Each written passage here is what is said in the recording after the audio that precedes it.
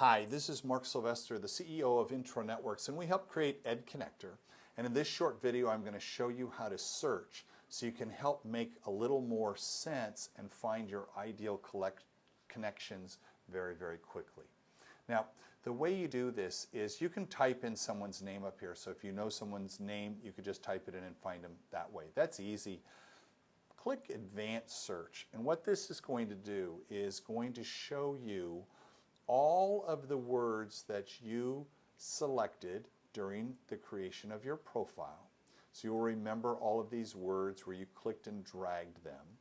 You can select them very easily. So if I want to find all of the middle school teachers who say that they can help with informal education, I click those two words and I hit the search button. What it's now going to do, it's going to go through the 1,364 users and show me that there are 5 who match that criteria. They're 5th to 8th grade teachers that can help with informal education.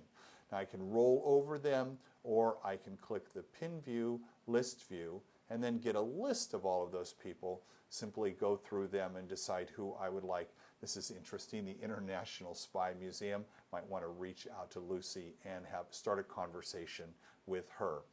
When I've done with that search, it may be that I want to send that to a colleague. So see where it says copy link to search? If I click that, I now can mail that to someone else who's in edConnectr, and they can see exactly the same search result. This is great for collaborating with people when you're trying to find others to add into a personal learning network or to build out a team. So we'll reset that search, and I'll show you a couple of other things you can do. Now, what I like to do is when I'm doing the advanced search, I start with the biggest term where I think I'm going to get the most results quickest, and then I start to narrow things down. So we've reset that search, but I want to show you a couple of other things that are interesting. For instance, if you're in a big city and you're looking for other teachers in the same city, you could say, show me everyone within 50 miles of myself. So that's a geo-searching. There's also, I want to see all of the people who are new this week or new in the last 30 days.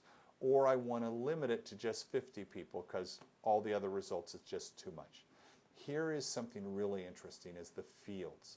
Now remember, there were a lot of fields that maybe felt like a lot during the profile, but the reason we did all of that was because now you can search all of that. Look at all of this. So if we come down and say, the quality I value most in colleagues, remember that question? And we look for the ones who say that they have a sense of humor. That happens to be really important to me. So if I just say, who are all the people who said of all of those things, the thing they value most is the sense of humor. It's going to, again, search through all of those and show me there were 28 of those people. Now, reminder that the colored pins, you can see what types of people they are over here, and you can easily then understand, for instance here, Matt, orange pin, he's a mentor coach. Might actually be a fun guy if the big thing he thinks is sense of humor. So that's how you use search. It's really easy, but it helps you find and pinpoint exactly who you want to meet, whether it's someone who is a similar role as you or someone who could help you in something. Look at, we've got, hundreds of different words to pick from here. This is a huge resource for you. Once you learn how to use the search, you'll find it's very, very powerful. In fact, you can even save searches. There's a save search button here.